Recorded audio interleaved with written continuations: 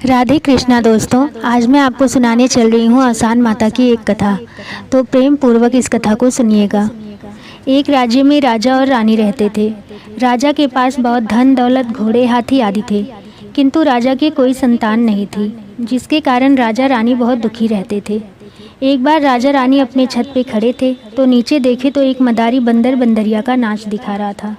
मदारी बंदर से जो बोलता बंदर वही करता। यह देख रानी को बहुत प्रसन्नता हुई। रानी सोची कि मैं दिन भर खाली रहती हूँ, ऊब जाती हूँ, तो क्यों ना राजा से कहकर एक बंदर मंगवाऊँ।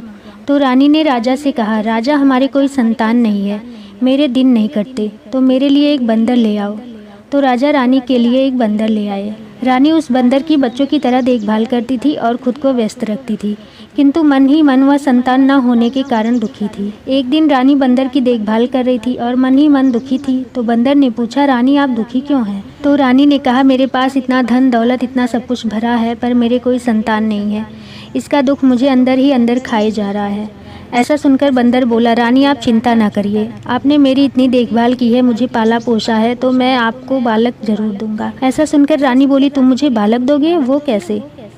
तो बंदर बोला, मैं जैसा जैसा कहूँ आप वैसा वैसा करना, पर मुझसे कोई सवाल नहीं करना।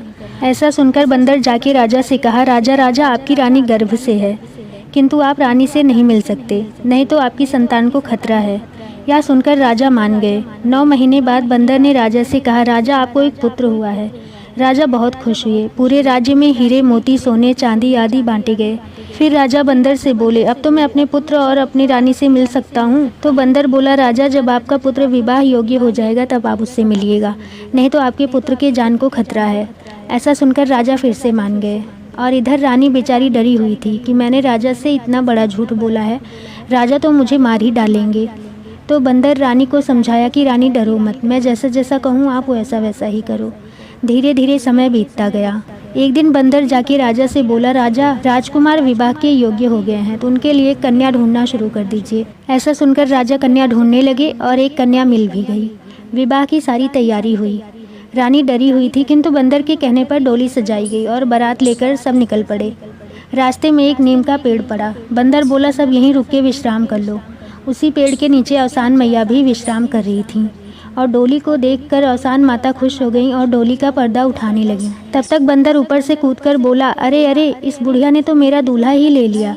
ऐसा सुनकर औसान मैया बंदर की चालाकी को समझ गईं और मन ही मन मुस्काईं और फिर बंदर को एक बहुत सुंदर नवयुवक दूल्हा दे दी और बंदर दूल्हे को लेकर विवाह करवाने गया। राजा ने विवाह मंडप में पहली बार अपने पुत्र को देखा।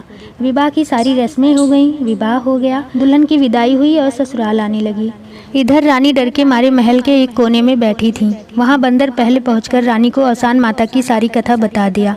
रानी खुश हो गई और दूल्हा दुल्हन का अच्छे से स्वागत की और राजा को सारी बातें बताईं। फिर अगले ही दिन औसान माता की पूजा बड़े धूमधाम से राजा और रानी ने करवाया और सबने औसान माता को धन्यवाद दिया। औसान माता का जयकारा लगाया। बोलो औसान मैया की जय हो।